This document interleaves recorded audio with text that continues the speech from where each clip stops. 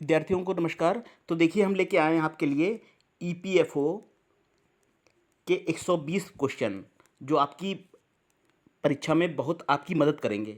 120 question है, pattern paper का वही है, ये एक मॉडल पेपर है। तो वीडियो को पूरा देखिएगा ताकि आप अच्छे से अच्छा स्कोर कर पाएँ। हम अच्छे से अच्छे बताने का और समझाने का आपको प्रयास करेंगे। तो पूरा देखिएगा, अंत तक देखिएगा। वीडियो तो आप तक पहुंचता है, ईपीएफओ के कोई भी स्टूडेंट हो उन तक सेंड कर दीजिएगा। तो चलिए टाइम नहीं वेस्ट करेंगे, हम शुरुआत करेंगे इंग्लिश पोर्शन से। तो देखिए इंग्लिश में जैसा आपको पता है क्या आएगा, इंग्लिश में आपका फिलर्स आएंगे, ठीक, और सिमिलर सेम मीनिंग आएगा, सिनोनिम एंटोनिम और इडियम फ्रेज आएंगे। देखिए एक वर्ड दिया है ड्वेल। ड्वेल्स का आपको सेम मीनिंग एंड सिनोनिम बताना है। तो ड्वेल का अर्थ क्या होता है? ड्वेल का अर्थ होता है लिव्स, एक नंबर सही है। रेसाइड भी होता है, रेजिडेंस सुना आपने? रेजिडेंस निवास, रेसाइड माने रहना, ठीक, लिव माने रहना, और ड्वेल माने, ये तीन वर्ड हैं, नोट कर लीजिएगा। रहना के लिए तीन वर्ड यूज़ होते हैं। तो चलिए एक पहला सेंटेंस हो गया। दूसरा क्या है? दूसरा है रिस्पॉन्ड। रिस्पॉन्ड,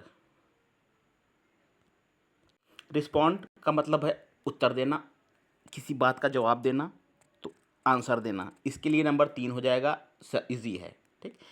रिस्पॉन्ड का सेम मीनिंग आंसर हो जाएगा। नेक्स्ट देखिए, नेक्स्ट क्या है? नेक्स्ट देखिए आपका मंडेन है, MUNDANE। इसका अर्थ ना मालूम हो तो नोट कर लीजिए। इसका मतलब होता है वर्ल्डली। हम लोग मंडेन कंसर्न मतलब इस संसार की चीज़ों से संबंधित, ठीक। तो सांसारिक जिसे कहते हैं वर्ल्डली, ठीक, वर्ल्डली। मंडेन मतलब वर्ल्डली। तो देखा आपने, मंडेन वर्ल्डली हो जाएगा, सांसारिक हो जाएगा, ठीक, सेम मीनिंग। अगला क्या है? डेंजरस। डेंजरस का क्या अर्थ होगा? डेंजरस का खतरनाक, इजी है। इसको इसको हम क्या बोलेंगे? देखिए खतरनाक का हो जाएगा पेरिलस। क्या होगा? नंबर 3 ऑप्शन में जो दिया हुआ है, खतरनाक, PERILOUS, पेरिलस। तो सेम मीनिंग हो जाएगा इसका। देखिए दो तीन चीज़ें देख लीजिए। डेट्रीमेंटल होता है, DETRI, डेट्रीमेंटल, MENTAL, ठीक है। आप हम कई बार बता भी चुके हैं। आप जानते हैं harmful, harmful smoking is harmful for health. Harmful माने होता है नुकसानदेह, डेट्रीमेंटल है, और एक परनीसियस है, डेंजरस है, परनीसियस। ये सब हानिकारक, खतरनाक के लिए प्रयोग करते हैं, ठीक है। डेंजरस हैं, ये सेम मीनिंग है। डेंजरस माने खतरनाक हो जाएगा। खतरनाक का हमने क्या, खतरनाक मतलब हानिकारक, जो चीज़ खतरनाक है वो हानिकारक होगी। तो पेरिलस, पेरिलस माने नुकसानदेह, डेट्रीमेंटल नुकसानदेह, और इसका अगर अब सिनोनिम है ये, ठीक। तो दो तीन वर्ड चीज़ें थी, नोट कर लीजिएगा। ये वर्ड आते हैं, डेट्रीमेंटल आते हैं नुकसानदेह, पेरिलस आता है नुकसानदेह, और डेंजरस में खतरनाक होता ही। चलिए अगला देखेंगे। चलिए विद्यार्थियों, तो अब क्या, अब अपोजिट बताना है आपको, ए वर्जन का बताना है। ए वर्जन का अपोजिट क्या होगा? ए वर्जन, ए वर्जन का अर्थ होता है किसी चीज़ के प्रति नफरत, घृणा, स्ट्रॉन्ग डिसलाइक। क्या होता है? किसी चीज़ के प्रति, he has an aversion to milk, milk के प्रति उसकी स्ट्रॉन्ग डिसलाइक है, ठीक। किसी चीज़ को हम बहुत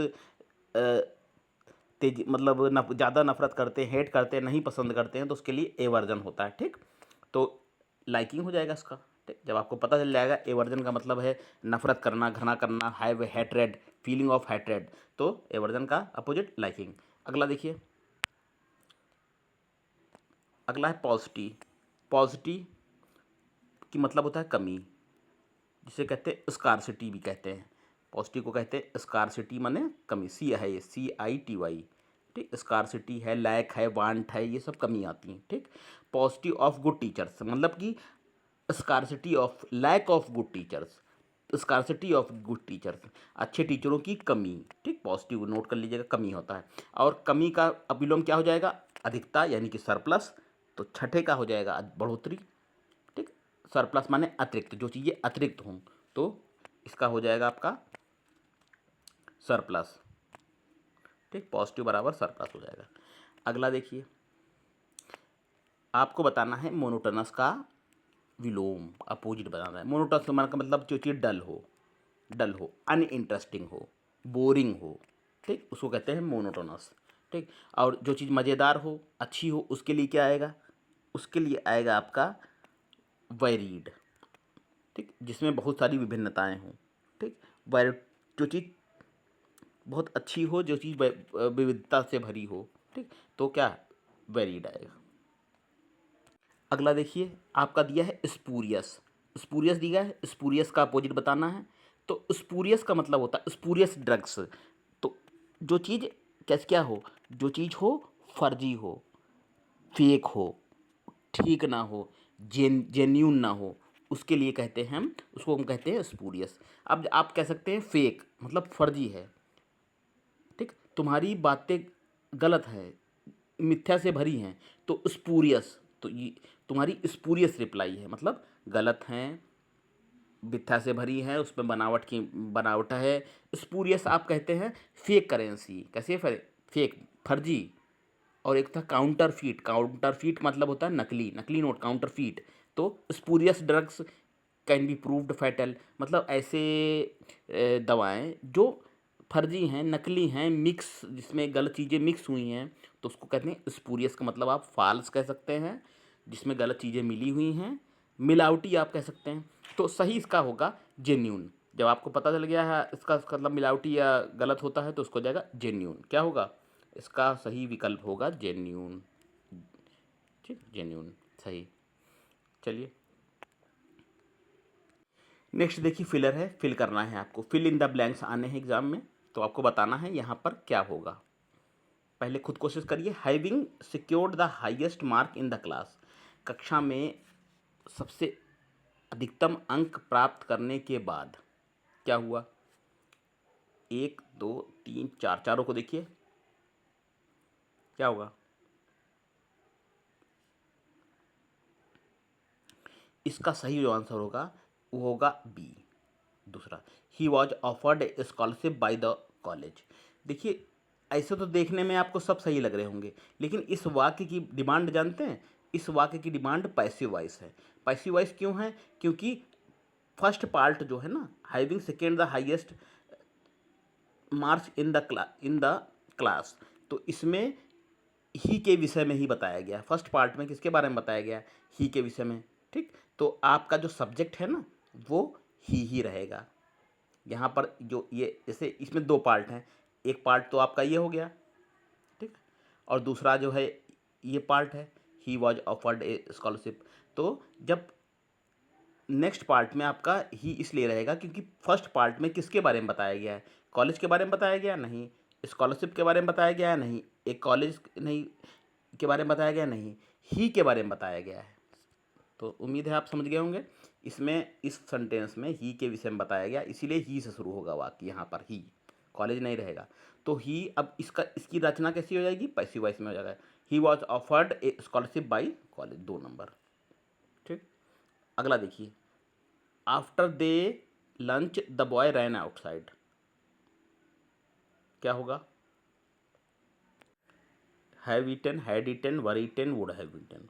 देखिए जब भूतकाल की कोई घटना, ध्यान से सुनिएगा, एक पहले और एक बाद में हो, ठीक, तो एक टेंस बनेगा आपका हैड प्लस थर्ड फॉर्म। ठीक, आफ्टर दे हैड लंच क्या होगा, आफ्टर दे हैड ईटन, ये होगा लंच। एक घटना पहले है एक बाद में है, तो फर्स्ट पार्ट होगा आपका had plus third form, second होगा जो आपका पार्ट वो वर्ब की सेकंड फॉर्म। ठीक, अब सेंटेंस बन गया। After they had eaten lunch the boy ran outside. अगला देखिए, नेक्स्ट कह रहा है एज ही वॉज, बता क्या भरेंगे, and had saved enough money, क्योंकि वह था, क्या था, और उसने पैसे अच्छे खासे बचाए थे। His family escape misery when he died suddenly, उसका जो था परिवार बहुत, उसने को कंजूसी ज़्यादा नहीं करनी पड़ी क्योंकि जब वो अचानक से उसकी मृत्यु हो गई। तो क्योंकि वह था, क्या था, वो बुद्धिमान था, प्रिपेरेटरी था, परसिस्टेंट था कि प्रोविडेंशियल था। क्योंकि वह बहुत क्या था, जो दूरदर्शी होता, उसके लिए आता है प्रूडेंट। प्रूडेंट को कहते हैं जो फॉर साइटेड हो, भविष्य की घटनाओं को समझने वाला हो। तो acting with care and Forsyte, जो बहुत केयर से केयरफुली लाइफ जीता हो और जिसमें दूरदर्शिता हो, विद्वान हो।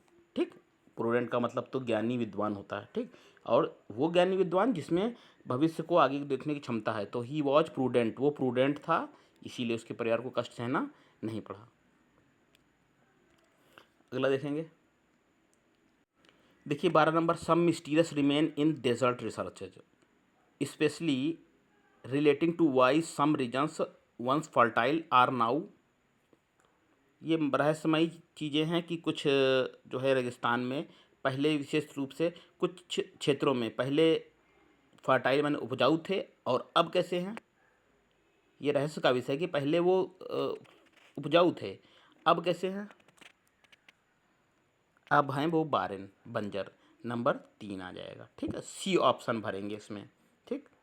सेंटेंस पढ़ लीजिएगा तो सेंटेंस के मुताबिक क्या भरेंगे, बारेन भरेंगे। चलिए कुछ एरर के प्रश्न देखेंगे। Of those involved with the accident home was seriously injured, none was seriously injured. Of all those क्या कह रहा है, सेंटेंस को पढ़ेंगे ध्यान से और कोशिश करिए बताने की आप कि क्या होगा। Of all those involved with the accident none was seriously injured, कहाँ पर गलती है।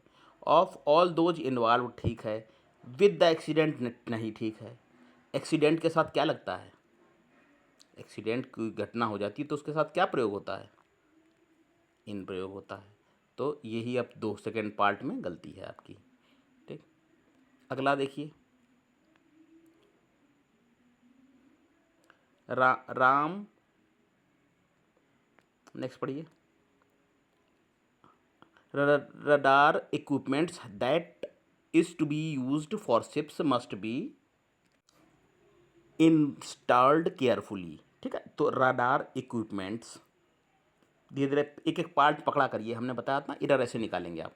रडार इक्विपमेंट्स, देखिए ना मालूम हो नोट कर लीजिए। ये जो इक्विपमेंट है ना, इक्विपमेंट स्पेलिंग क्या है, EQUIP,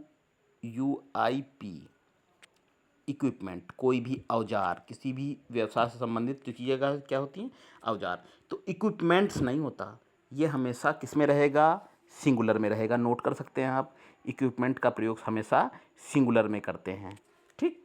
तो गलती कहाँ है, यहीं 14 नंबर पे। अगला देखिए, चलिए अगला देखिए, new types of electronical circuits has been developed. अच्छा, इसमें 2 ही हम ले रहे हैं, ज़्यादा नहीं ले रहे हैं। कहाँ पर एरर है, न्यू टाइप्स ऑफ इलेक्ट्रिकल लिखा है, ठीक, सर्किट्स। तो क्या होगा, देखिए याद रखिएगा, हमने आपको बता भी चुके हैं, यदि वाक्य में प्रीपोजिशन आ जाए, क्या, और कोई ऑफ आ जाए सब्जेक्ट के साथ में, जैसे इसमें न्यू टाइप ये भी सब्जेक्ट है और इलेक्ट्रॉनिक सर्किट्स ये भी सब्जेक्ट है, ये ऑफ से जुड़ गया है, 2 चीज़ें एक हो गई हैं, ठीक। यहाँ पर कोई प्रीपोजिशन आ जाता है, जैसे ऑफ आ जाए, विद आ जाए, फ्रॉम आ जाए, तो आप जो यहाँ लगाएंगे ना ये वर्ब, ये इसके अनुसार लगाएंगे, ध्यान कर लीजिएगा। प्रीपोजिशन वाक्य में सब्जेक्ट में आने पर आप पहले वाले सब्जेक्ट के अनुसार ही वर्ब का प्रयोग करेंगे। तो न्यू टाइप्स लिखा है ना, न्यू टाइप्स, तो न्यू टाइप्स के अनुसार हो जाना चाहिए यहाँ पर क्या, हैव बीन, क्या होना चाहिए, हैव बीन, ठीक। नेक्स्ट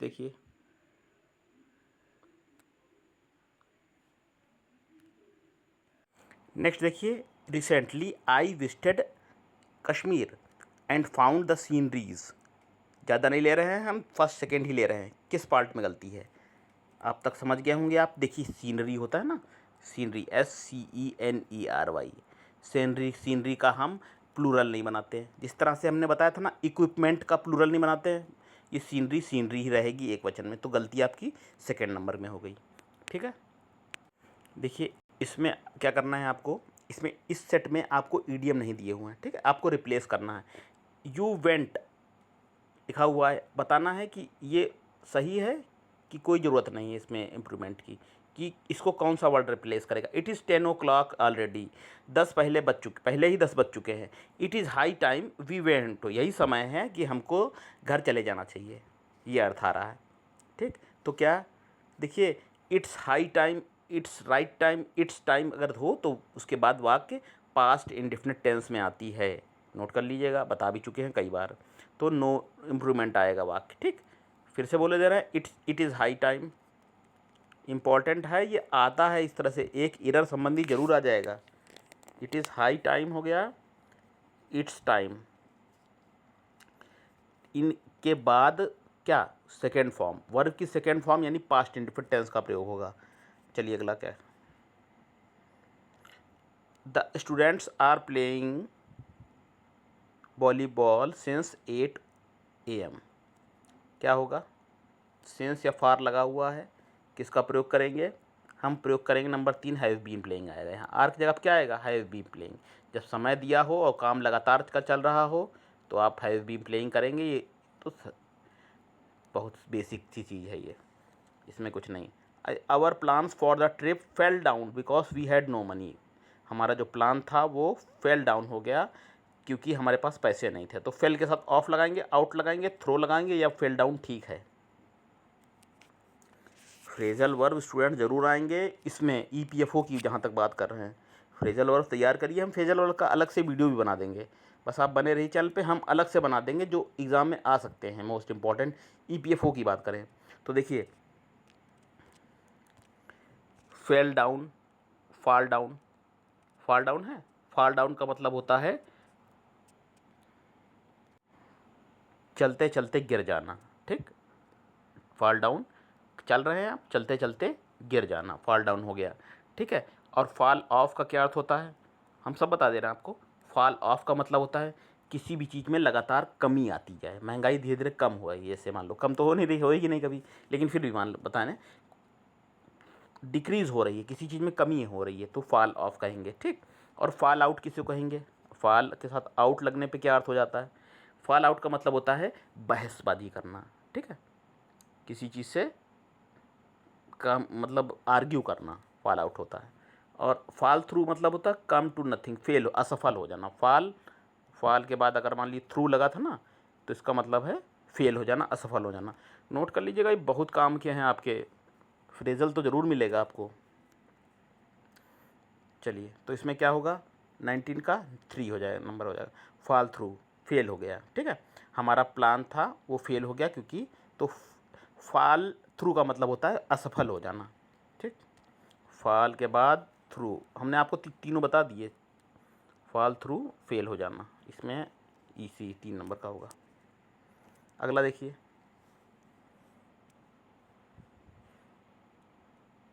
नेक्स्ट क्या है, none of these groups has reported accurately on the prevailing situation।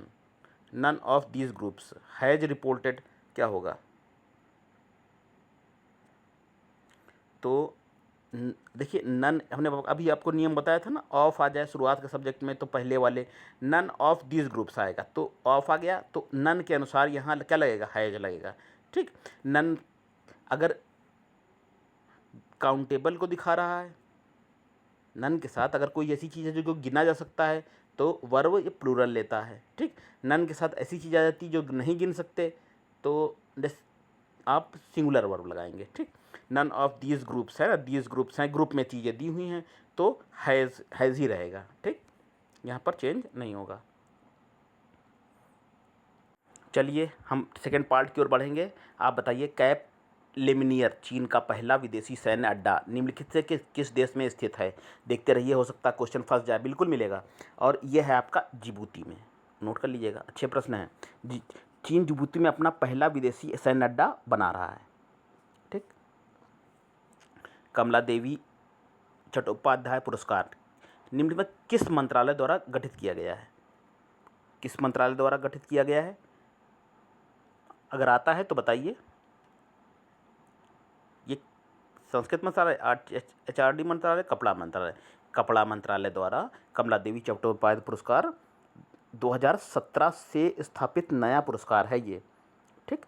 इसमें क्या होता है, महिलाओं में हैंडलूम बुनकर तथा महिला हस्तशिल्प कारीगरों को पहचानने और उन्हें उचित और आर्थिक लाभ प्रदान करने के लिए ये दिया जाता है, ठीक। अगला देखिए क्या है, पूर्व प्रधानमंत्री अटल बिहारी वाजपेयी के नाम पर किस राज्य की नई राजधानी का नाम बदलकर अटल नगर रखा गया है, रखा जाएगा। अटल नगर किसका रखा जाएगा? किस राज्य की नई राजधानी का नाम रखा जाएगा? बहुत अच्छा प्रश्न है। तेलंगाना का, झारखंड का, छत्तीसगढ़ का, उत्तर प्रदेश का? देखिए, नोट कर लीजिए, आएगा, यही आएगा, मिल जाएगा प्रश्न आपको, इतना अच्छा प्रश्न है। छत्तीसगढ़ की नई राजधानी, तो अटल नगर अब बोलेंगे छत्तीसगढ़ को। ठीक, अगला प्रश्न देखेंगे। वाणिज्य और उद्योग मंत्रालय ने एक नई योजना, निर्यात योजना के लिए व्यापार आधारभूत संरचना टीआईजी को क्या बढ़ाने के लिए प्रस्ताव दिया है? क्या बढ़ाने के लिए प्रस्ताव दिया है?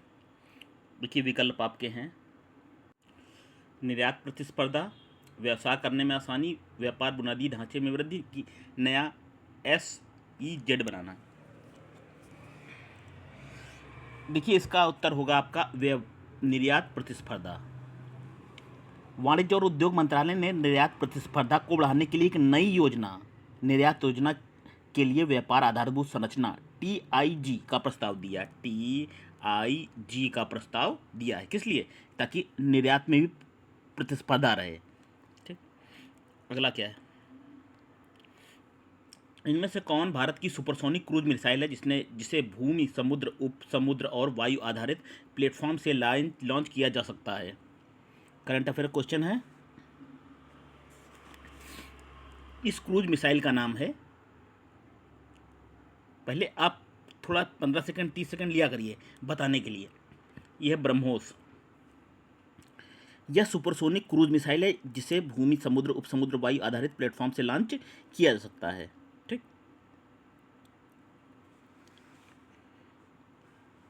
अच्छा, नेक्स्ट देखेंगे हम 26।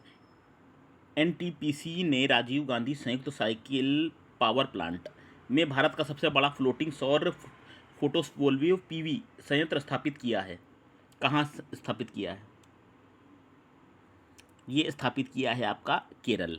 ठीक, हाल ही में NTPC ने केरल के कायमकुलम में राजीव गांधी संयुक्त साइकिल पावर प्लांट में भारत का सबसे बड़ा फ्लोटिंग और फोटोवोल्टिक संयंत्र स्थापित किया है।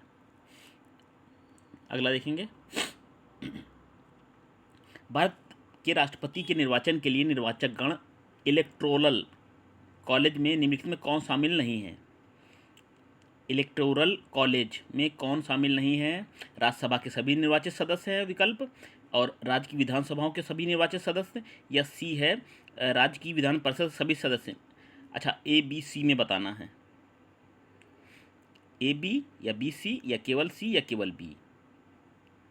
राष्ट्रपति के निर्वाचन में इलेक्टोरल कॉलेज में कौन शामिल नहीं है? तो इसका सही उत्तर होगा C, राज्य की विधान, इसका होगा C ऑप्शन। आप देखिए C। ठीक है,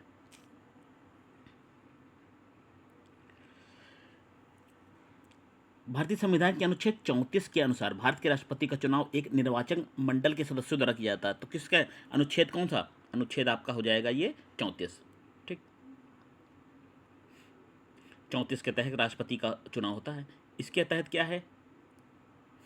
इसके तहत है कि संसद के दोनों सदन के निर्वाचित सदस्य होते हैं, यानी कि A सही। ठीक है, और राज्य की विधानसभाओं के निर्वाचित सदस्य, राष्ट्रीय राजधानी क्षेत्र दिल्ली और केंद्र शासित प्रदेश पांडुचेरी सहित। ठीक, तो आपका C हो जाएगा। राज्य की विधानसभाओं के सभी सदस्य ये इलेक्टोरल कॉलेज में शामिल नहीं होते हैं। राज्यसभाओं के सभी निर्वाचित सदस्य शामिल होते हैं, राज्य की विधानसभाओं के सभी निर्वाचित सदस्य शामिल होते हैं, विधान परिषद के नहीं शामिल होते हैं। तो C आपका गलत हो गया। चलिए अगला देखेंगे।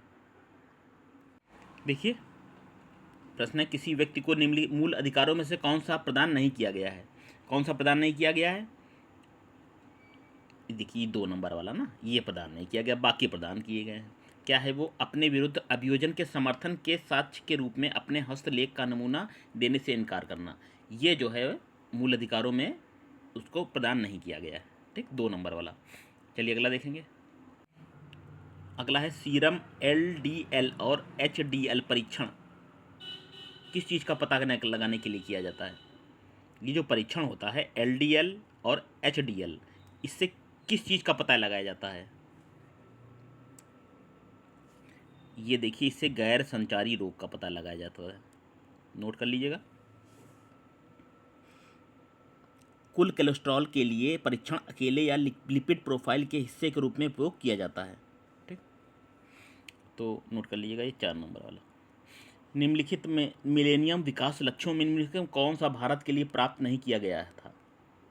मिलेनियम विकास जो लक्ष्य थे उसमें कौन सा ऐसा लक्ष्य है जो भारत के द्वारा प्राप्त नहीं किया गया था?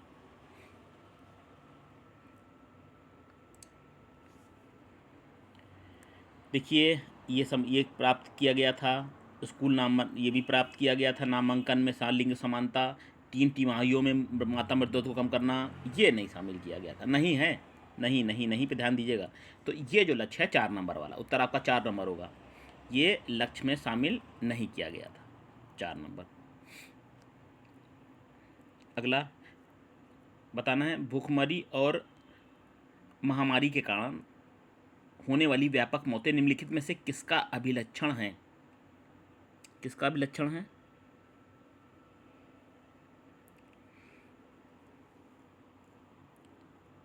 भूखमरी और महामारी के कारण होने वाली व्यापक मौत निम्नलिखित में किसका अभिलक्षण है? गरीबी का लक्षण है? कुपोषण, गृहयुद्ध नहीं, भूखमरी भी है और महामारी है। तो ये क्यों? अकाल के कारण। देखिए, ए ऑप्शन आपका सही है। अकाल एक व्यापक स्थिति है जिसमें किसी भी देश या क्षेत्र में बहुत से लोग पर्याप्त खाद्य आपूर्ति तक पहुंचने में असमर्थ होते हैं। ठीक है, और अकाल के परिणाम स्वरूप कुपोषण, भूखमरी बीमारी और उच्च मृत्यु दर होती है। तो ये क्या है? अकाल के कारण भूखमरी भी होती है और महामारी। ठीक है, अगला देखेंगे। नेक्स्ट आपका बढ़ते सोने के आयात को कम करने के लिए सरकार ने स्वर्ण गोल्ड बॉन्ड योजना ठीक लागू की थी। इसके संदर्भ में कथनों पर विचार करना है। स्वर्ण गोल्ड बॉन्ड योजना के संदर्भ में एक सही, दो सही या दोनों सही, दोनों गलत बताने हैं। क्या है सही उत्तर? देखिए, केवल 2 सही है, 1 नंबर वाला गलत है। क्या है? ये स्वर्ण संप्रभु बॉन्ड केवल भारतीय नागरिकों और संस्थाओं को दिए जाएंगे, ये बात सही है। इस योजना के तहत खरीद पर कोई उच्चतम सीमा नहीं होगी, क्योंकि लोग भौतिक सोने नहीं बल्कि बॉन्ड खरीद रहे हैं, नहीं सीमा है। ये कथन गलत है आपका। ठीक, स्वर्ण गोल्ड बॉन्ड योजना का उद्देश्य ग्राहकों को निवेश के रूप में सोने की तलाश करना है। ठीक, तो आपका 2 नंबर वाला सही है, 1 गलत है। अगला, विश्व व्यापार संगठन WTO में शामिल होने के लिए कौन सा देश नवीनतम है? नया देश का नाम बताना है जो अभी शामिल हुआ है WTO में, वर्ल्ड ट्रेड ऑर्गेनाइजेशन में। पहले आप बताया करिए, कोशिश करिए करा करिए बताने के लिए, हम तो आंसर बताएंगे ही।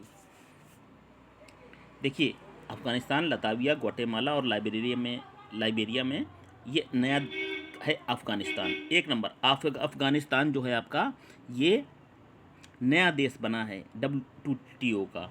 ठीक, अगला देखें। किसानों को प्रोत्साहन देने के लिए प्रत्येक वर्ष बुआई के मौसम से पहले सरकार द्वारा घोषित की जाने वाली कीमत को क्या कहते हैं? प्रश्न फिर से देख लीजिए। किसानों को प्रोत्साहित करने के लिए प्रत्येक वर्ष बुआई के मौसम से पहले सरकार द्वारा घोषित की जाने वाली कीमत को क्या कहा जाता है?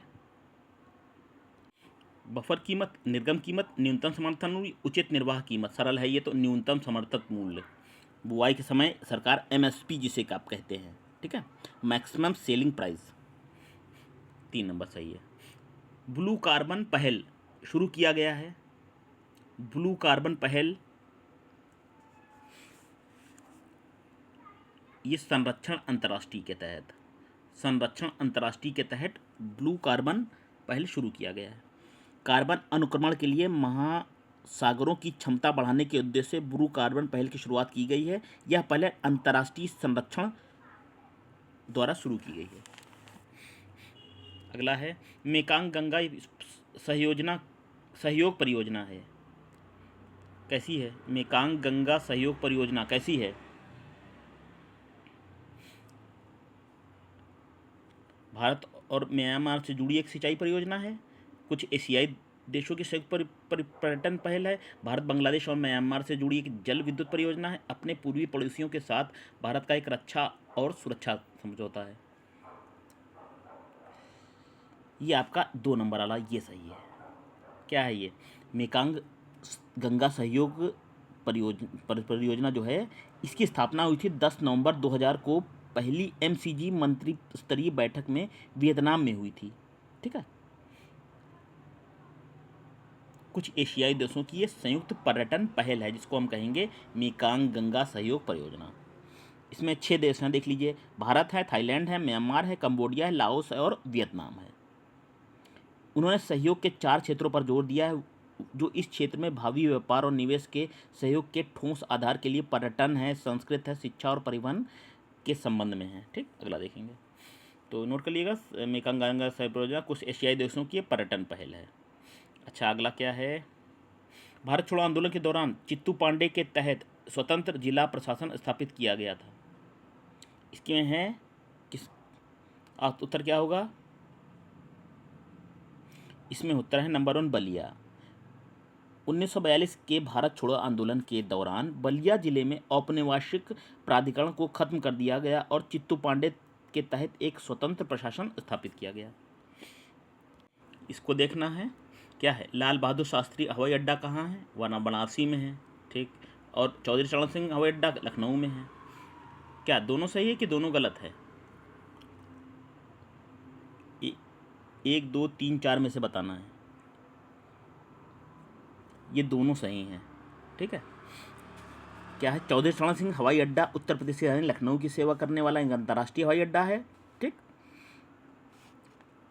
17 जुलाई 2008 को भारत सरकार ने आधिकारिक तौर पर अमौसी हवाई अड्डे से नाम बदलकर इसका नाम 2008 में हो गया चौधरी चरण सिंह हवाई अड्डा। ठीक। अच्छा, लाल बहादुर शास्त्री हवाई अड्डा ये कहाँ है? वाराणसी के उत्तर पश्चिम में बाबतपुर में स्थित एक सार्वजनिक हवाई अड्डा है। तो ये दोनों बातें सही हैं। अच्छा, मेघ बीजन क्या होता है? मेघ बीजन, मेघ बीजन क्या है? सुना है कभी आपने मेघ बीजन? ये मेघ बीजन है नंबर 3। कृत्रिम बारिश या बारिश की मात्रा को बढ़ावा देने के लिए एक विधि है, जिसको कहते हैं क्या? मेघ बीजन। नाम ना सुना हो तो नोट कर लीजिए, मेघ बीजन, कृत्रिम बारिश। ठीक, बारिश की मात्रा को बढ़ाना या कृत्रिम बारिश करना। अगला, जब जल से भरे खोखले प्रिज्म पर श्वेत प्रकाश किरणपुंज को आपतित किया जाता है तो यह किरणपुंज 7 घटक रंगों में विभाजित हो जाता है। विज्ञान का प्रश्न है, ध्यान दीजिए। जल से भरे खोखले प्रिज्म पर श्वेत प्रकाश किरणपुंज को आपतित किया जाता है तो यह प्रकाशपुंज 7 घटक रंगों में विभाजित हो जाता है। निम्नलिखित, चलिए विद्यार्थियों, नेक्स्ट क्वेश्चन हम देखेंगे। वो क्वेश्चन जो है इसमें आया नहीं है स्लाइड में। ठीक, उसको हम बाद में देख लेंगे। संसद सदस्य स्थानीय क्षेत्र संसद MPLD योजना किसके द्वारा लागू और निगरानी की जाती है? फिर देखिए, संसद सदस्य स्थानीय क्षेत्र संसद MPLD ये योजना किसके द्वारा लागू और निगरानी की जाती है? किसके द्वारा? यह नंबर आपका क्या होगा? उत्तर क्या होगा? उत्तर होगा आपका 2 नंबर, सांख्यिकी और कार्यक्रम कार्यान्वयन मंत्रालय द्वारा योजना लागू और निगरानी की जाती है। नेक्स्ट, भारत में विदेशी मुद्रा की का प्रवाह बढ़ाया जा सकता है। अच्छा, भारत में जो विदेशी मुद्रा है इसकी मात्रा बढ़ सकती है। कैसे? रुपए का अवमूल्यन कर दिया जाए और आयात शुल्क में कमी कर दी जाए। क्या लगता है आपको? 1 सही, 2 सही, दोनों गलत? अधिकतर फॉरेन करेंसी बढ़ाना हो तो क्या करना है? रुपए की कीमत घटा दो और आयात शुल्क में कमी कर दो। क्या लगता है आपको? देखिए, अवमूल्यन विदेशी निवेशकों को आकर्षित करता है, क्योंकि अब उन्हें डॉलर या अन्य विदेशी मुद्रा शर्तों से कम निवेश करके अधिक भारतीय परिसंपत्तियां मिलती हैं। तो इसमें लिए आएगा ये नंबर वाला, ये एक, रुपए का अवमूल्यन कर दिया जाए तो विदेशी मुद्रा का प्रवाह बढ़ाया जा सकता है। ठीक, 1 नंबर सही है, केवल सही ए है, दूसरा गलत है। देखिए 43 नंबर, TWIN घाटा का मतलब क्या है? मेघ बीजन क्या है पूछा गया था, अब TWIN घाटा क्या है? ये है नंबर 1, चालू खाता घाटा और राजकोषीय घाटे को कहते हैं TWIN, ट्विन घाटा। ठीक, फिर अगला आपको बताना है एक सही, ए सही, इसमें 1 2 3 दिए हुए हैं। ठीक है, तो कौन सा सही कौन सा गलत, कथनों पर विचार करिए। पहले पढ़िए, नाबार्ड की स्थापना 1982 में नई दिल्ली के मुख्यालय में हुई थी। ठीक, सही है कि गलत है बताना आपको। यह ग्रामीण वित्त पोषण प्रक्रिया में शामिल सभी संस्थानों के समन्वय के लिए शीर्ष निकाय है। ठीक, नाबार्ड ग्रामीण वित्त पोषण के लिए जिम्मेदार एकमात्र एजेंसी है। तो बताइए कौन सा सही है 1 2 3 में, 1 2 3 में। ये देखिए केवल 4, ये 4 है, केवल 2 सही है।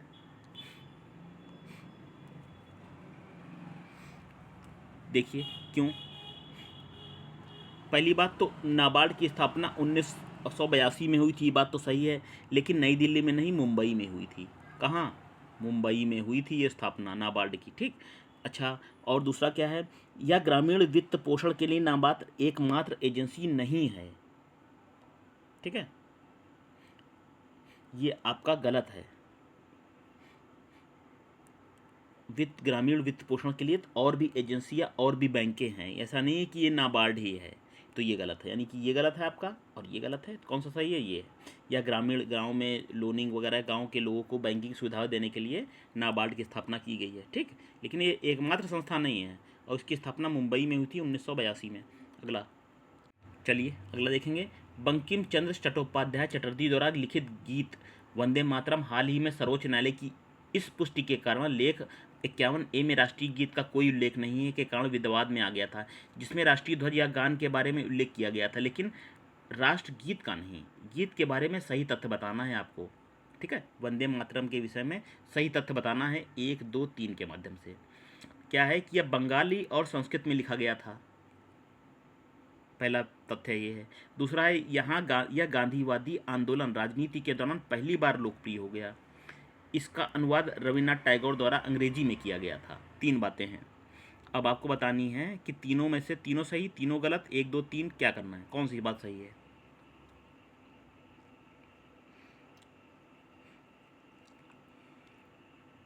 देखिए इसमें जो आपकी सही है ये केवल 2, ये सही है केवल।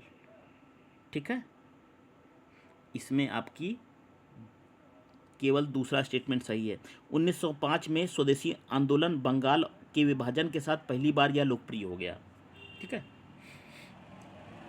ये तो सही है आपकी बात। 1905 में ये पहली बार बंगाल विभाजन के समय लोकप्रिय हो गया था। और क्या, इसका अनुवाद अरविंद घोष ने पूरी तरह से अंग्रेजी में किया था। तो इसमें देखिए, इसमें लिखा है रविन्द्रनाथ टैगोर द्वारा अंग्रेजी में किया गया था, ये तो गलत है। किसने किया था, अरविंद घोष ने पूरी कहा था। ठीक है, लेकिन इसका पहली बार 1909 में नरेश चंद्र सेन गुप्ता द्वारा अंग्रेजी में अनुवाद किया गया था। ठीक है, मतलब अरविंद घोष ने भी किया था पूरी तरह से, लेकिन इनसे पहली बार 1909 में नरेश चंद्र सेन द्वारा भी अंग्रेजी में किया गया है। ठीक, पूरी तरह से तो अरविंद घोष ने किया है। और क्या, और बंगाली और संस्कृत में लिखा गया, ये भी गलत है आपका। तो ये केवल सही है। अगला है 15 जनवरी को राष्ट्रीय मतदाता दिवस मनाया जाता है। ठीक है, मतदान और मतदान को अधिकारों पर जागरूकता पैदा करने के लिए दिन माना जाता है। इसी विशिष्ट तिथि को इस उद्देश्य के लिए चुना गया है। क्योंकि 25 जनवरी को क्यों चुना गया है आपको बताना है। 1 नंबर, 2 नंबर, 3 या सभी है इसमें। यह लोकतंत्र की शक्ति के अस्तित्व को याद दिलाता है, क्योंकि गणतंत्र दिवस अगले दिन आता है। ठीक, अगले दिन गणतंत्र दिवस आता है, इसलिए 25 जनवरी चुना गया है। यह विश्व मतदाता दिवस भी है। भारत के निर्वाचन आयोग की स्थापना दिवस है। क्या बात सही है कि सभी सही है। 46 नंबर का है। देखिए 46 में यह भारत के जो उत्तर होगा ना, वो होगा आपका उत्तर 30 नंबर। भारत के निर्वाचन आयोग का स्थापना दिवस है। विकल्प ए सही है। ठीक, जानते हैं क्या इसमें, ये इसका कोई तर्क नहीं है कि लोकतंत्र की शक्ति की याद दिलाता है। और गणतंत्र दिवस एक दिन पहले एक दिन पहले मनाया जाता है, तो ये कोई तर्क नहीं है कि 26 जनवरी से एक दिन पहले गणतंत्र वो मना लो विश्व मतदाता दिवस, ये कोई इसका तर्क नहीं है। और विश्व मतदाता दिवस कोई है ही नहीं। ठीक है, विश्व मतदाता दिवस नहीं है, कोई ऐसा दिवस मौजूद नहीं है। इसमें क्या है, 25 जनवरी और क्या 1950 को भारत के निर्वाचन आयोग की स्थापना हुई थी, ये है। ठीक, सही कारण ये है, 25 जनवरी 1950 को हुई थी निर्वाचन आयोग की स्थापना, इसीलिए इसको राष्ट्रीय मतदाता दिवस के रूप में मनाया जाता है। अगला क्या है,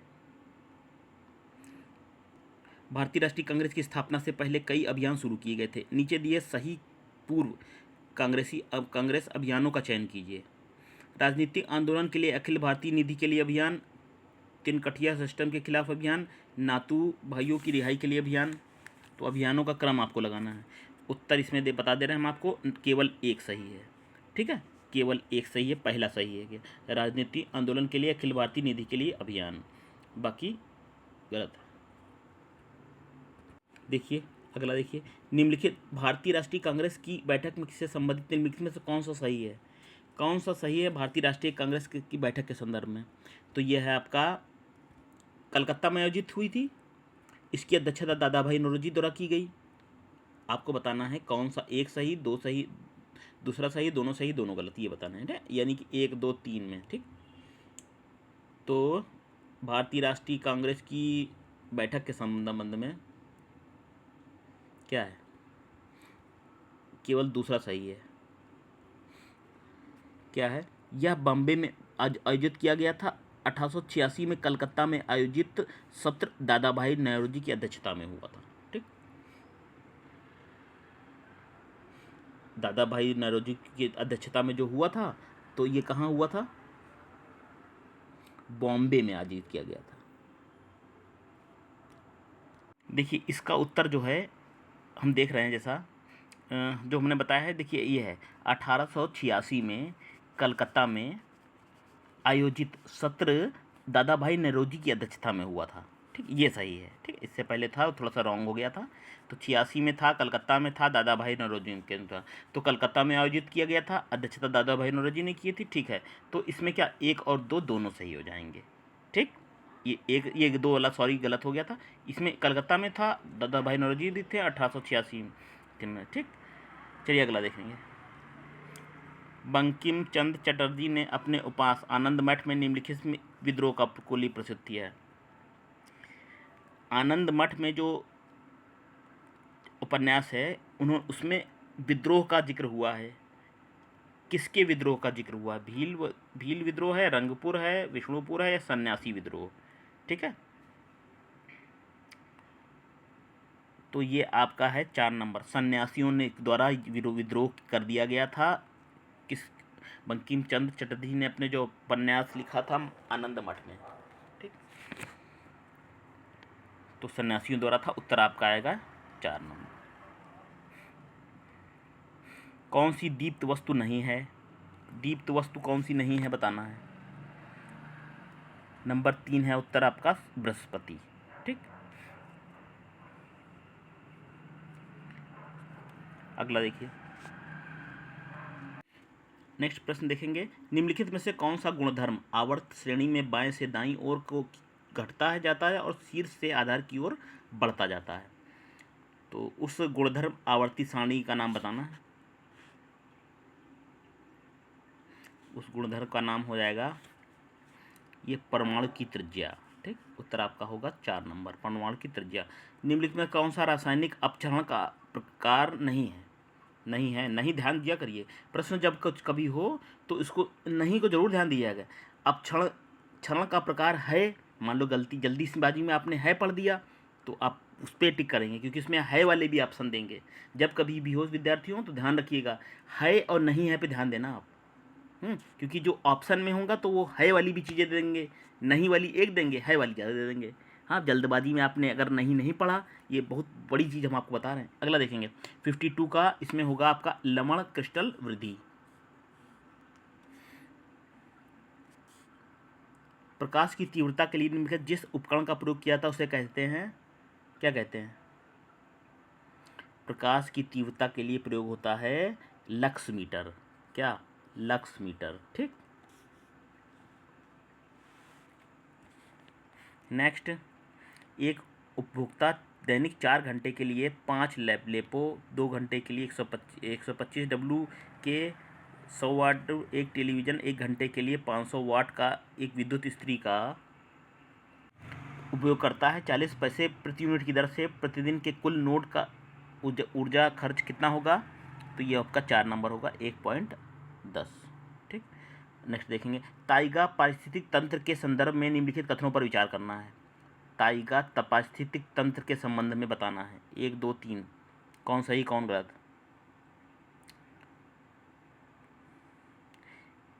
देखिए ये सब सही हैं। ताइगा पारिस्थितिक तंत्र है ये। ताइगा बायोमास को निम्नलिखित विशेषताएं होती हैं, ठीक है, सभी बायोमास में सबसे बड़ा, ठीक। ताइगा बायोम केवल उत्तरी गोलार्ध में पाया जाता है, ठीक। ताइगा सर्दी और गर्मी में केवल 2 मौसम होते हैं, ठीक ठीक। तो इसमें सभी सही हैं आपकी, 1 2 3 दोनों सभी सही हैं। चलिए अगला क्या है, पांडुचेरी के संबंध में आपको बताना है कौन सा सही कौन गलत है। पांडुचेरी, 1 2 3 तीनों पढ़ने हैं और बताने हैं। ऐसे प्रश्न अब हर परीक्षा में बहुत देते हैं, ठीक।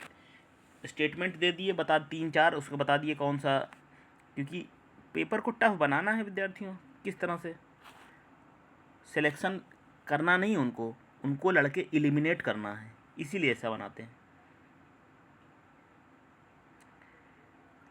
देखिए उत्तर इसका होगा 1 और 3, ठीक, 1 और 3, 3 नंबर वाला है ना। पांडुचेरी के क्षेत्र में पांडुचेरी, कराईकल, माहे और यनम आते हैं, ये बात सही है। और नंबर 3 वाला, इसके बाद इसे 1962 में अधिग्रहण क्षेत्र के रूप में प्रशासित किया गया, जब इसे संघीय क्षेत्र बनाया गया था।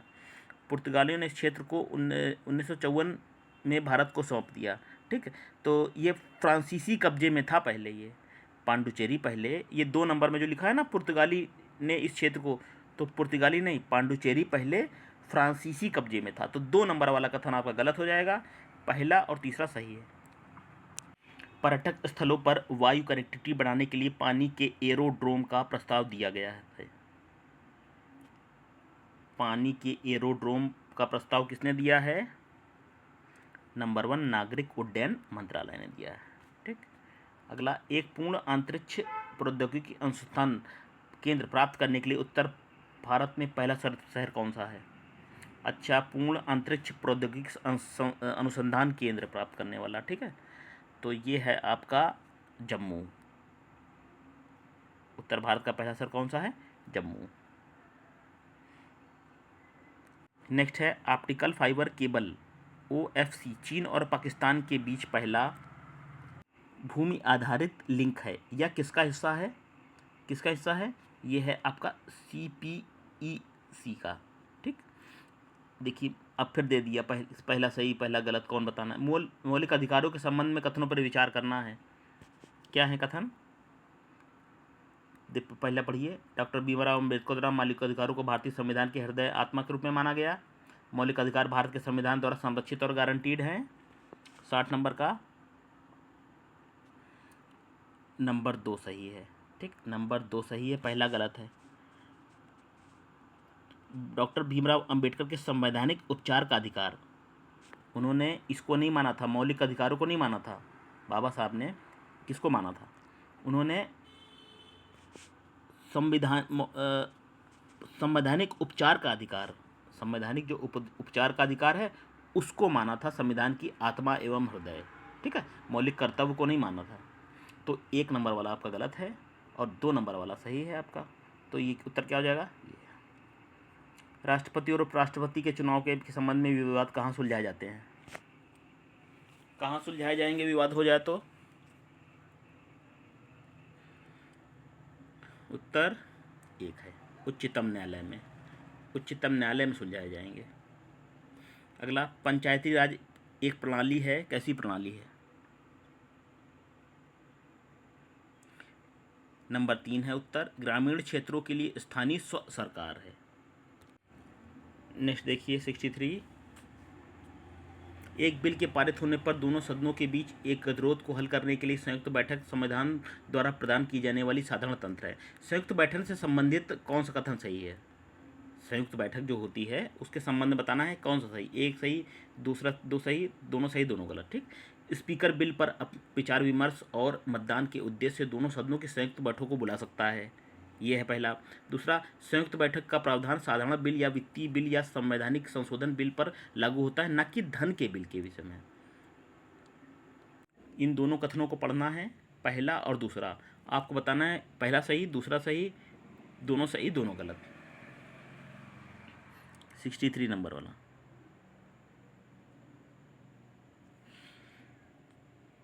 तो देखिए इसमें उत्तर होगा उपयुक्त में से कोई नहीं, 4 नंबर का होगा। ठीक है, देखिए इसमें ना तो ये सही है और ना तो ये सही है, दोनों गलत हैं।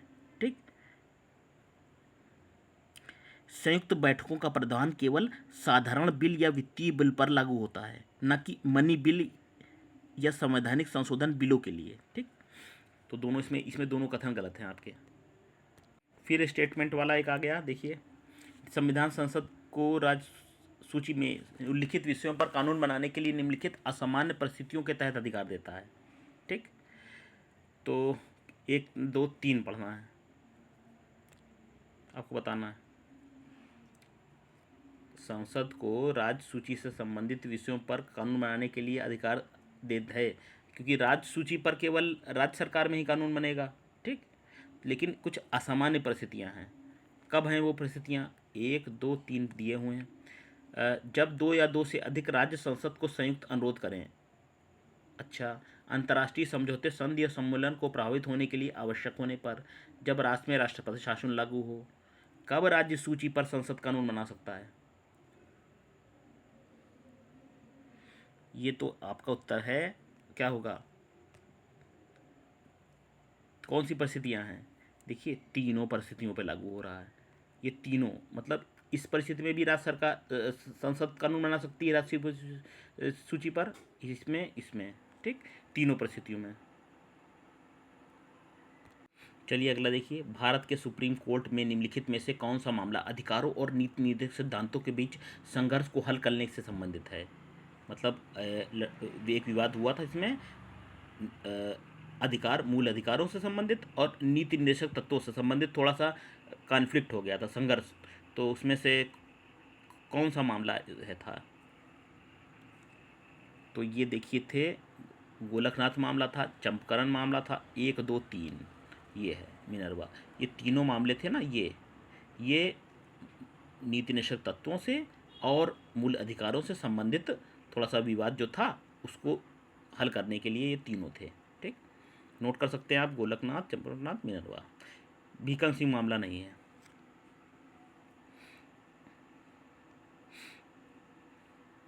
नेक्स्ट है, न्यायाधिकरण के संबंध में निम्नलिखित कथनों पर विचार कीजिए। मूल संविधान में ट्रिब्यूनल के संबंध में कोई प्रावधान नहीं है। केंद्रीय प्रशासनिक न्यायाधिकरणों के आदेश के खिलाफ उच्च न्यायालय के संबंधित खंडपीठ में याचिका दायर की जा सकती है। केंद्रीय प्रशासनिक न्यायाधिकरण के अध्यक्ष की नियुक्ति राष्ट्रपति द्वारा की जाती है और राज्य प्रशासनिक न्यायाधिकरण राज्यपाल द्वारा किया जाता है। ऊपर दिए कथनों में से कौन सा सही है? ठीक है, इसको देखिए, ये नंबर 1 और 2 नंबर वाला है वो कैसे सही है, इसमें बताइए कौन सा सही है। जैव गैस के संबंध में निम्नलिखित कथनों पर विचार करना है।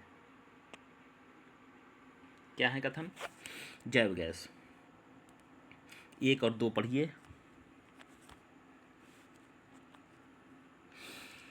यह कार्बनिक पदार्थों के एरोबिक अवक्रमण द्वारा उत्पादित किया जाता है। जैव गैस संयंत्र से निकाली गई घोल को उच्च गुणवत्ता वाले खाद के रूप में उपयोग किया जाता है, क्योंकि यह नाइट्रोजन में समृद्ध है लेकिन फास्फोरस की कमी है।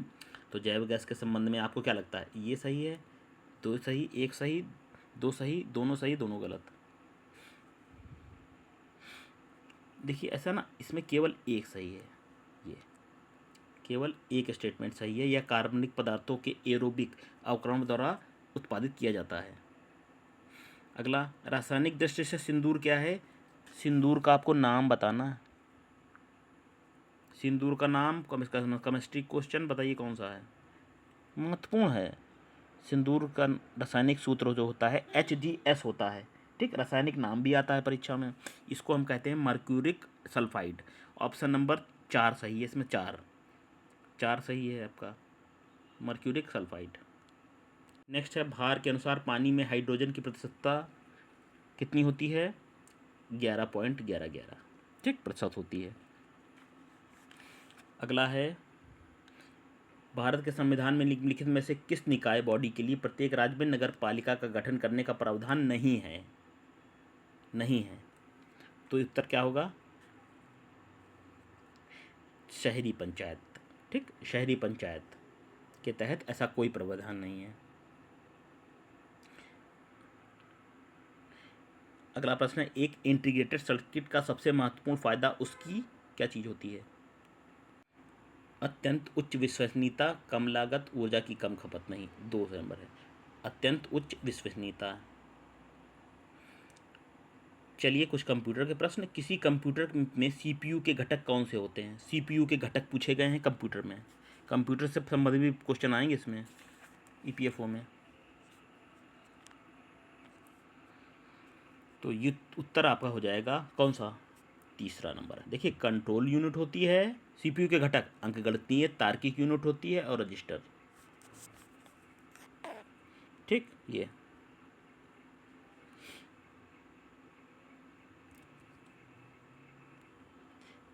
नेक्स्ट है, कंप्यूटर और कंप्यूटर नेटवर्क के आपस में संचार करने के लिए का प्रयोग करके सूचना का आदान प्रदान करते हैं। कंप्यूटर और कंप्यूटर नेटवर्किंग किसका संचार करने के लिए सूचना का आदान प्रदान करते हैं? 73 नंबर पे। 73 का उत्तर हो जाएगा आपका दूसरा, ट्रांसमिशन कंट्रोल प्रोटोकॉल। ना हो नोट कर लीजिए इनको, ट्रांसमिशन कंट्रोल प्रोटोकॉल, ठीक। क्वेश्चन आ सकते हैं आपके परीक्षा में। चलिए अगला प्रश्न, संरक्षण जोताई के बारे में कथनों पर विचार करना है। जुताई के बारे में, इस विधि में मिट्टी का कार्बनिक पदार्थ उसकी उत्पादकता बढ़ाने के लिए बढ़ाया जाता है। अगली फसल बोने से पिछली फसलों के अवशेष मैदान पर छोड़ दिए जाते हैं। कथन और कारण बताना है 74 नंबर में। देखिए क्या होता है कि जुताई जो होती है खेतों में, उसमें कथन इसमें दिया है, इस विधि में जुताई में मिट्टी का कार्बनिक पदार्थ उसकी उत्पादकता बढ़ाने के लिए बढ़ाया जाता है, ठीक है, ये तो किया जाता है। और अगली फसल बोने से पिछली फसल बोने के अवशेषों को मैदान पर छोड़ दिए जाते हैं। और इसमें देखिए कथन एक जो है ना, ये तो सही है, और कथन जो आपका आर है इसकी सही व्याख्या करता है, तो इसमें बिल्कुल सही बात है, ये ए नंबर आएगा ऑप्शन। देखिए अगला प्रश्न है, पुस्तक है और उसके लेखक हैं, ठीक। क्या करना है? Civil rebellion in the Indian mutiny, ये किसने लिखी थी? ये लिखी थी चौधरी ने, BS चौधरी ने, ठीक। आप नोट भी कर सकते हैं, इंपॉर्टेंट है ये, महत्वपूर्ण चीज़ें विद्यार्थियों नोट जरूर करिए, पता नहीं कौन सी कहाँ चीज़ें इंपॉर्टेंट चीज़ें जो हैं, ठीक। और है हिस्ट्री ऑफ इंडियन म्यूटनी, ये है आपका TR homes. If new from the outside, ये है आपकी चिदम्बर जी ने। और श्रीधर ने लिखी थी गणितसार, श्रीधर ने गणितसार। तो देखिए आपका इस तरह से हो जाएगा 4 नंबर वाला सही, ये जो, ठीक। अगला देखिए, चलिए कुछ क्वेश्चन EPFO संबंधित। औद्योगिक विवाद अधिनियम 1947 के तहत श्रम मंत्रालय के पीठासीन अधिकारी के रूप में नियुक्ति के लिए योग्यता कौन सी होनी चाहिए, ठीक। कौन सी होनी चाहिए पूछा गया है। तो औद्योगिक विकास अधिनियम, प्रश्न पढ़ लीजिए, योग्यता कौन सी होनी चाहिए। देखिए योग्यता मांगी सभी मांगी गई हैं, ठीक है। 1947 श्रम मंत्रालय के पीठासीन अधिकारी के रूप में अगर नियुक्त होना है श्रम मंत्रालय, तो आप में ये सब विशेषता होनी चाहिए।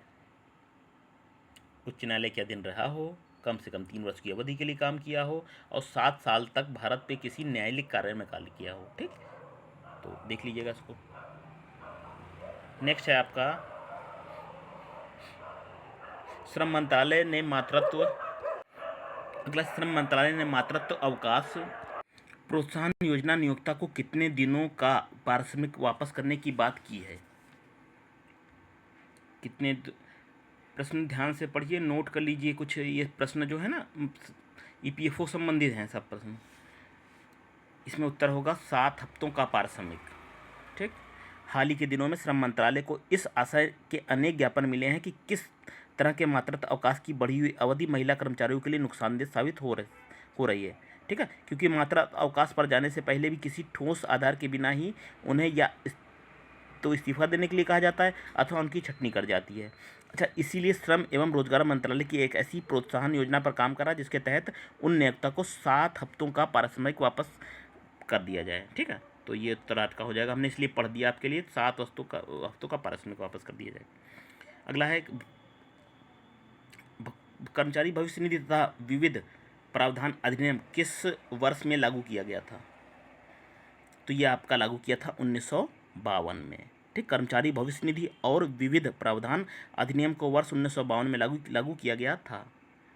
ठीक, विद्यार्थियों महत्वपूर्ण चीज़ें नोट करते जरूर रहिएगा। ठीक है, हाल ही में उच्चतम न्यायालय द्वारा किस हाईकोर्ट के फैसले के खिलाफ ईपीएफओ को आदेश दिया गया था कि वह सेवानिवृत्त सभी कर्मचारियों को उनके पूरे वेतन के हिसाब से पेंशन दें? ये आपका था केरल। ठीक, सुप्रीम कोर्ट ने केरल हाई कोर्ट के फैसले के खिलाफ दर्ज की गई कर्मचारी भविष्य निधि संगठन जो है कि उस विशेष अपील को खारिज कर दिया था, जिसमें केरल हाई कोर्ट ने अपने फैसले में ईपीएफओ को आदेश दिया था कि वह सेवानिवृत्त सभी कर्मचारियों को उनके पूरे वेतन के हिसाब से पेंशन दें। ठीक, अगला क्या है? कर्मचारी भविष्य निधि योजना 1952 के अंतर्गत मूल मजदूरी के रूप में किसको सम्मिलित नहीं किया जाता है? मूल मजदूरी के रूप में किसको सम्मिलित नहीं किया जाता है? देखिए, किसी खाद्य रियासत का उचित मूल्य, ठीक, नियोजक द्वारा दी गई भेंटें या उपहार, कोई महंगाई भत्ता। उत्तर होगा चारों। ठीक है, उपयुक्त सभी। अगला है कर्मकार क्षतिपूर्ति अधिनियम 1923 के तहत दिए जाने वाले क्षतिपूर्ति की राशि का निर्धारण किस आधार पर किया जाता है? किस आधार पर किया जाता है? ये सब चीज़ें ऐसी हैं जो बिना समझे नहीं होंगी। ठीक है, ईपीएफओ के कुछ क्वेश्चन हैं, तो इसमें भी आपका उत्तर हो जाएगा 4। आद्यता के स्वरूप, कर्मकार की औसत मासिक मजदूरी, कर्मकार की आयु। चलिए, कर्मचारी भविष्य निधि के लाभों के संदर्भ में निम्नलिखित कथनों पर विचार करना है आपको। कर्मकार अपने अंशदान की जितनी राशि कटवाता है उतनी ही राशि उसके नाम वाले फंड के खाते में नियोजक भी जमा करेगा। ठीक, यह निधि सभी प्रकार की विधिक कार्रवाइयों से अप्रभावित रहेगा। क्या है? ये 3 है, ये दोनों सही हैं। ठीक है, ए भी सही है और बी भी सही है। आप स्क्रीनशॉट भी ले सकते हैं अच्छे प्रश्न जो आपको लगे। अच्छे प्रश्न तो सभी हैं, लेकिन आपको जो लगे कि कठिन है इनको याद करना है। ठीक, अगला है श्रम शक्ति अधिनियम के संबंध में सही कथन का चुनाव करना है। कोई पंजीकृत ट्रेड यूनियन अपने सदस्यों की कुल संख्या की कम से कम 1/3 की सहमति से उसका नाम बदल सकता है। पंजीकृत ट्रेड यूनियनों के नाम में परिवर्तन इसके किसी अधिकार या दायित्व को प्रभावित नहीं करेगा। और है संघ द्वारा इसके विरुद्ध चल रही कोई कानूनी प्रक्रिया इसके नया नाम द्वारा भी जारी कर रहेगा। तो इसमें जो है ना आपका चारों सही है। ठीक, अच्छा 84 देखिए। 84 में क्या करना है? विविध संस्थानों द्वारा असंगठित कामगारों के लिए योजना लागू करते समय किन सिद्धांतों को ध्यान में रखा जाता है? किन सिद्धांतों को रखा जाता है? असंगठित कामगारों के लिए जो योजना लागू करते समय निम्नलिखित सिद्धांत होते हैं।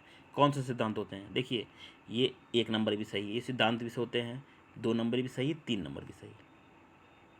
ठीक, 1 नंबर क्या है? भारतीय संविधान की प्रस्तावना के अनुसार सभी नागरिकों के लिए प्रतिष्ठा व अवसर को समान सुनिश्चित करना। ये है असंगठित कामगारों के लिए ये सिद्धांत। ठीक, अगला क्या है? अनुच्छेद 42 में आदेशित है कि राज्य न्यायोचित और मानवीय स्थित मातृत्व लाभों को सुरक्षित रखने होती, ये भी है। और अनुच्छेद 43 द्वारा कामगारों के लिए काम निर्वाह मजदूरी उचित जीवन स्तर सुनिश्चित करने के लिए कार्य स्थिति तथा पूर्ण मनोरंजन, ये तीनों मतलब सब है। अगला है भारतीय राष्ट्रीय श्रमिक संघ कांग्रेस का संस्थापक किसने की थी? भारतीय राष्ट्रीय श्रमिक संघ कांग्रेस की स्थापना की थी आपकी 4 नंबर जो विकल्प है, सरदार वल्लभ भाई पटेल और गुलजारी लाल नंदा दोनों ने की थी। ठीक, ये सही है आपके। नेक्स्ट है चाय क्षेत्र प्रवासी अधिनियम 1932 के तहत कथनों पर विचार करना है आपको। क्या है? इस अधिनियम के अनुसार बागानों के मालिक बागानों के प्रमाणित ठेकेदारों के अलावा किसी अन्य साधन से श्रमिकों की भर्ती नहीं करेंगे। ठीक, ये तो पहला है आपका कथन। दूसरा कथन है आपका, इस अधिनियम के अनुसार श्रमिकों की भर्ती के लिए नियंत्रित प्रवासी क्षेत्रों का निर्माण किया गया है। तो ये आपका 3, ये दोनों सही हैं। ठीक, पहला वाला भी और दूसरा वाला भी। अब अगला बताना है, ठेका श्रमिक अधिनियम 1970 के संबंध में कथनों पर विचार करिए। तो ये सब अधिनियम आपको पढ़ने पड़ेंगे। ठीक, तो ठेका श्रमिक अधिनियम 1970 क्या है? ये दोनों सही हैं, हम उत्तर आपको बता देते हैं, ये नोट कर लीजिएगा। ठीक, ठेका श्रमिक अधिनियम 1970। ठीक, तो इस संदर्भ में क्या ए भी सही है, बी भी सही है, आप नोट्स बना सकते हैं। यह अधिनियम उन सभी संस्थाओं पर लागू होता है जिसमें 20 या उससे अधिक श्रमिक काम कर रहे हैं। ठीक, ये सही है, बी भी सही है। यह अधिनियम उन ठेकेदारों पर भी लागू होता है जो अधिनियम लागू होने के 1 वर्ष तक किसी भी दिन 12 या इससे अधिक श्रमिक कार्य पर लगाए गए थे। ठीक है, तो इसमें ए भी सही है और बी भी सही है। ठीक, चलिए अगला है मजदूरी भुगतान अधिनियम। इससे पहले ठेका अधिनियम बताया था आपको। मजदूरी भुगतान अधिनियम के अंतर्गत मजदूरी के भुगतान के संदर्भ में कथनों पर विचार करना है। कौन सा है? देखिए, इसमें ए भी सही है, बी भी सही है, इसको समझ लीजिए। इसके अंतर्गत 1000 से कम व्यक्ति नियुक्त हों,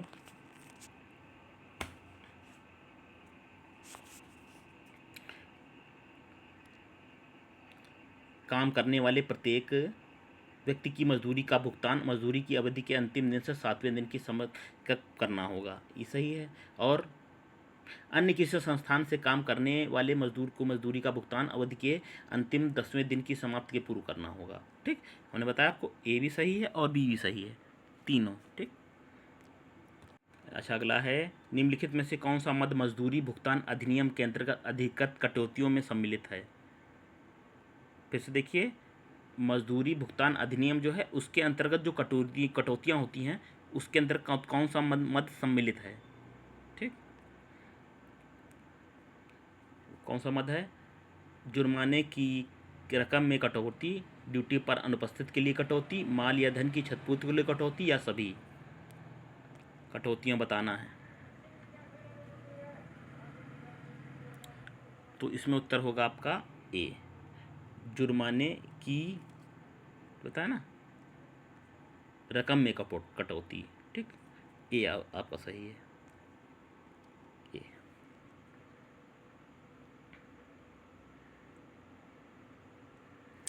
अगला देखिए, औद्योगिक विवाद अधिनियम के अंतर्गत उद्योग की परिभाषा में सम्मिलित होते हैं। उद्योग की परिभाषा में कौन सम्मिलित होते हैं?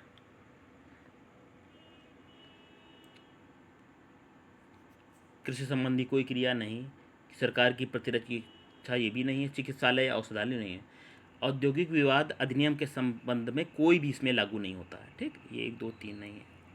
ठीक, अगला क्या है? निम्नलिखित कथनों पर विचार करना है। इनकी नियुक्तियां राज्य सरकार द्वारा की जाती है। इसकी नियुक्ति वैसे संस्थानों में की जाती है जहां साधारणतः 1000 या अधिक श्रमिक हों। तो देखिए, राज्य सरकार राजपत्र में अधिसूचना जारी करके निम्नलिखित कारखानों में सुरक्षा अधिकारी की नियुक्ति कर सकती है। ठीक, तो इसमें दोनों सही हैं, ए भी और बी भी। ठीक, ये क्वेश्चन थोड़ा सा आपको नोट करने पड़ेंगे।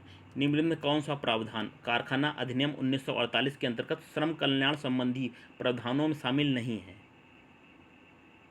कौन सा प्रावधान शामिल नहीं है, ये बताना है।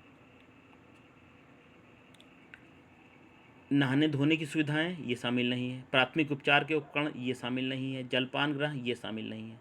तो कारखाना अधिनियम में है ना, श्रमिक श्रम कल्याण संबंधी है, इनमें से कोई शामिल नहीं है।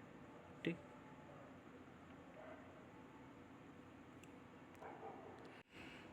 तो विद्यार्थियों ये इसमें इनमें से कोई नहीं, इसमें सभी हैं, क्षमा कीजिएगा, इसमें ये भी है 1 2 3, ये तीनों हैं। ठीक, क्योंकि नहाने धोने की सुविधाएं, वस्त्र रखने और सुखाने की सुविधाएं, जलपान, ये तीनों कारखाना अधिनियम 1948 की धारा 42 से 50 तक, कौन सी है 42 से 50, क्षमा कीजिएगा गलती हो गई थी थोड़ी सी, 42 से 50 तक श्रम कल्याण संबंधी प्रावधानों का विस्तृत विवेचन किया गया है, जिसका प्रबंध नियोक्ता द्वारा करना अनिवार्य है। ठीक है, नियोक्ता द्वारा ये सब चीज़ों की व्यवस्था करना अनिवार्य है। हर चीज़ नियोक्ता देखेगा कि खाने पीने नहाने धोने की व्यवस्था क्या है, प्राथमिक उपचार की व्यवस्था क्या है, इनमें से कोई नहीं, ये नहीं है ऑप्शन। ठीक है,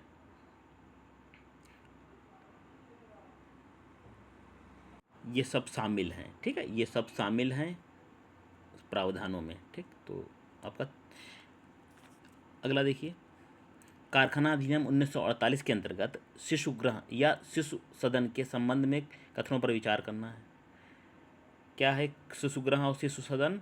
प्रत्येक ऐसे कारखाने में जहां साधारणतः 30 से अधिक स्त्री श्रमिक नियुक्त हैं, उनके 6 वर्ष से कम वाले बच्चों के लिए एक उपयुक्त कक्ष और कक्षों का प्रबंध किया जाएगा।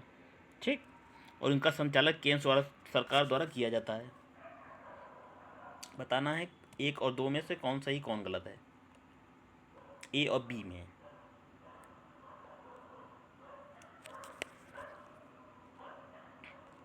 देखिए, इसमें केवल ए सही है। ठीक, ए, आप देखिए प्रत्येक, ये तो ए तो सही है, जहाँ 30 से अधिक महिला कर्मचारी हैं तो उनके लिए उपयुक्त कक्ष और कक्षों का प्रबंध किया जाएगा, इसका संचालन केंद्र सरकार द्वारा किया जाता है, ये कथन गलत है। ठीक है,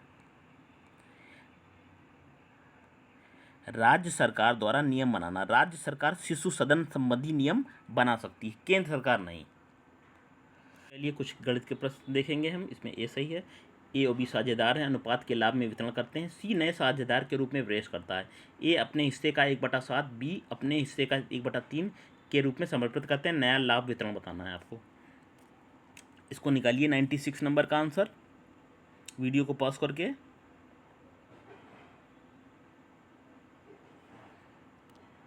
जब आप निकालेंगे तो उत्तर आएगा आपका ए, ये उत्तर आएगा।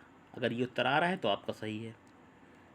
ठीक, संयुक्त हिंदू परिवार में कर्ता का दायित्व क्या है?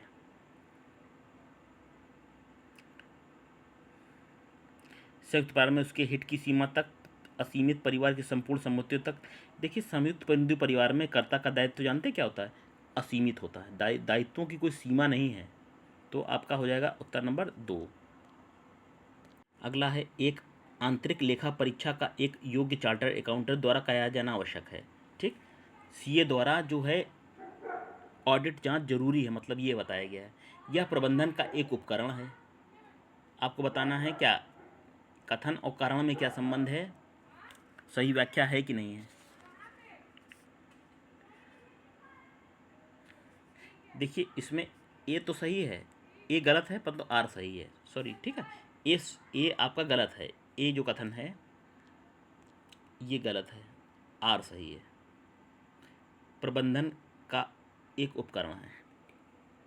आंतरिक लेखा परीक्षा के लिए चार्टर्ड अकाउंटेंट होना आवश्यक नहीं है। सामान्य लेख का ज्ञान रखने वाले कंपनी का कर्मचारी भी अंकेक्षक का काम कर सकता है। देखिए, ये चीज़ है। ठीक है, सामान्य अंकेक्षक का ज्ञान रखने वाला भी अंकेक्षक का काम कर सकता है, ये चीज़ है। यह प्रबंधक का एक उपकरण है। आर बात सही है इसमें, देखिए आर बात सही है और ए बात सही नहीं है। तो आपका क्या हो जाएगा, 4 नंबर का हमने बताया था। भुनाए गए बिल पर असमाप्त कटौती होती है, क्या होती है, एक दायित्व होती है। ठीक, अगला, कंपनी का कर पूर्व लाभ 20,000 रुपये है, 2 लाख रुपए है। ठीक है, यदि ब्याज आवर्त एस है तो ब्याज की रकम कितनी होगी? ब्याज की रकम कितनी होगी आप निकालेंगे ना, तो ब्याज की रकम आएगी आपकी सी ऑप्शन में, 40,000। ठीक, क्या होगी 40,000, 100 का आएगा नंबर 3, 40,000। कंट्रोल यूनिट को कंप्यूटर का कहा जाता है, क्या कहा जाता है? सीपीयू को कहते हैं स्नायु केंद्र या मस्तिष्क। ठीक है, सीपीयू ही मेन होता है, स्क्रीन तो केवल स्क्रीन होती है। ठीक, सीपीयू ही कंप्यूटर का माइंड है। अगला क्या है, अगला है, ये 5 व्यक्ति एक टेंट में रहेंगे। यदि व्यक्ति प्रत्येक व्यक्ति को 16 वर्ग मीटर फर्श क्षेत्र और वायु के लिए 100 घन मीटर का अंतराल की आवश्यकता हो तो उन व्यक्तियों को उनमें जगह देने के लिए लघुत्तम आकार के शंकु की लंबाई कितनी होगी। ठीक, कितनी होगी आप लगाइएगा सवाल ज़रूर। जब आप लगाएंगे तो उत्तर आएगा आपका, आप पॉज करके लगा सकते हैं सवाल और उत्तर मैच कर सकते हैं। इम्पोर्टेंट क्वेश्चन है। उत्तर लाएगा आपका ये 18.75। ठीक, एक एक सवाल तो नहीं बता सकते यहाँ पर। 4 नंबर। अगला है, एक राशि जिसका ब्याज वार्षिक रूप से जोड़ा जाता है 10% चक्रवृद्धि ब्याज पर 2 वर्षों में 12,000 रुपये हो तो वो हो जाएगी। वह राशि है 107 का 4 नंबर है, यानी कि 10,000 रुपये है। ठीक, चलिए ये देखेंगे हम। याला पर कारखाना उपरिव्यय निम्नलिखित में से किसके बराबर होता है। नोट कर लीजिए 2 नंबर, कारखाना उपरिव्यय बराबर होता है कारखाना लागत और मूल लागत का। इंपॉर्टेंट नंबर स्टार लगा देते हैं, इंपॉर्टेंट क्वेश्चन। कारखाना उपरिव्यय बराबर होता है कारखाना लागत का और मूल लागत का। ठीक, अगला है, जब किसी वस्तु से संबंधित एक से अधिक अग्नि बीमा पॉलिसी ली जाती है तो उसे क्या कहते हैं। उसे कहते हैं दोहरा बीमा। क्या, दोहरा बीमा। ठीक, 3 नंबर। अगला है, डैश एक तरीका है जिसे अपने ब्राउज़र में सेव करने पर अपनी मनपसंद वेबसाइट पर तुरंत पहुंचा जा सकता है। क्या, कुकी, ब्लॉग, बुकमार्क, ब्लॉग दोनों। देखिए ये बुकमार्क है ना, ये आप बुकमार्क लिखेंगे यहाँ पर, बुकमार्क। बुकमार्क एक वह तरीका है जिसे अपने ब्राउज़र में सेव करने पर मनपसंद वेबसाइट पर पहुंचा जा सकता है। ठीक, कंट्रोल यूनिट को कंप्यूटर का क्या कहते हैं। हमने बताया था CPU। चलिए कुछ गणितीय प्रश्न देखेंगे। यदि एक संभावित त्रिभुज का शीर्ष लंब 12√3 सेंटीमीटर तो क्षेत्रफल कितना होगा। सवाल मैथ के जरूर लगाइए। ठीक, अब मैथ एक एक क्वेश्चन आपको नहीं बता रहे हैं, लेकिन जैसे क्वेश्चन पूछे जाएंगे वही बता रहे हैं। ठीक है, 109 का उत्तर आएगा आपका 2, ये आएगा। ठीक, लगाइएगा जरूर सवाल। ठीक, अगला है, 1200 मीटर की दौड़ में बाइक बी को 1000 मीटर से हराती है। 600 मीटर की दौड़ में बाइक सी को 100 मीटर से हराती है। यदि बाइक ए 720 मीटर की दौड़ से बाइक सी को 30 सेकंड में हरा सकती है तो सी की चाल की गणना करना है। लगाइए, इसको लगाइए, उत्तर आएगा आपका 1। क्या, ये आएगा। ठीक, 7/3। देखिए महत्वपूर्ण प्रश्न 111, किसी परीक्षा में उत्तीर्ण होने के लिए एक विद्यार्थी को 36% अंक आवश्यक होते हैं। 190 प्राप्त करने वाला एक विद्यार्थी 35 अंकों से असफल हो जाता है तो उस परीक्षा के पूर्णांक बताना है, और पूर्णांक कितना हो जाएगा। परीक्षा के कुल अंक x हैं, x 100 गुणा किया 36 से भागे 100 बराबर 190 चाहिए प्लस 35 आप ऐसे निकाल लीजिएगा, हमने आपको आइडिया दे दिया है। ठीक, जब आप निकालेंगे तो x का मान कितना आएगा, 625 आएगा। ठीक, चलिए अगला देखिए। यदि 4 पुरुष और 6 स्त्रियां किसी काम को 8 दिन में करते हैं तो 2 पुरुष और 9 स्त्रियां भी उस काम को 8 दिन में करते हैं तो 18 स्त्रियां उस काम को कितने दिन में करेंगी। कितने दिन में करेंगी, उत्तर नंबर है आपका 2, 5 सही 1/3 दिन। ठीक, लगाइएगा इसको। इसी प्रकार के प्रश्न मैथ के में आएंगे। हमारा ये है कि आप को केवल आइडिया देना कि कैसे प्रश्न आ सकते हैं। किसी विद्यार्थी को 6 विषय में प्राप्त हुए औसत अंक 88 हैं। बाद में सत्यापन से पता चला कि एक विषय में उसके स्थान की गलती 68 के स्थान पर 86 लिख दिया गया। उसके द्वारा अंकों का सही औसत क्या होगा। सही औसत होगा 85। ठीक, एक बेईमान व्यापारी ग्राहक को कहता है, ये सब लगाइए।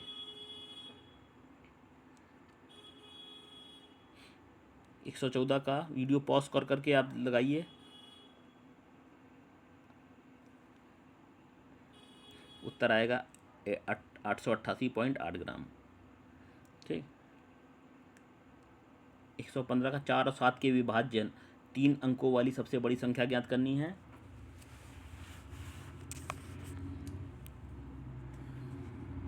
तो ये हो जाएगी आपकी 980। ठीक,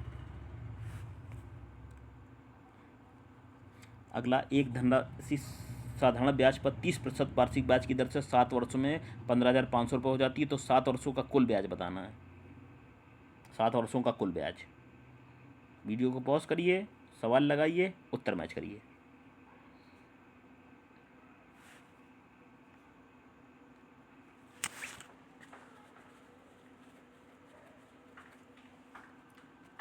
ये आएगा आपका 3। ठीक, 10,500 रुपये। कितना? 10,500। ठीक, 10,500 ये उत्तर आएगा आपका।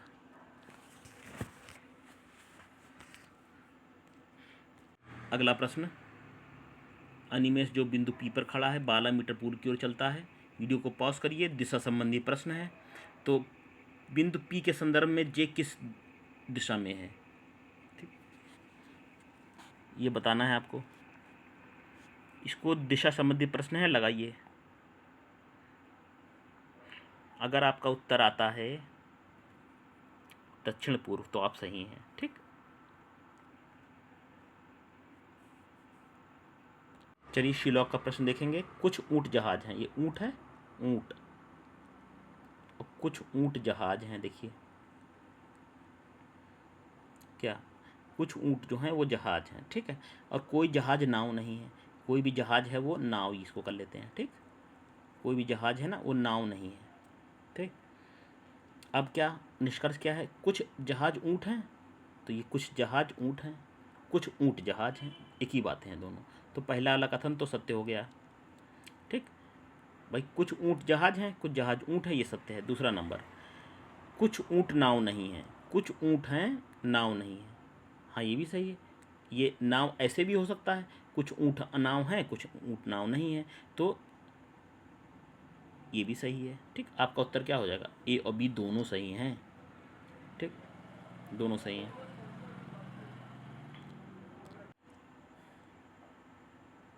अगले प्रश्न में आपको बताना है इसका प्रतिबिंब क्या होगा। ये जो चित्र बना हुआ है प्रश्न आकृति वाला, इसको हम शीशे में देखें तो कैसा दिखेगा?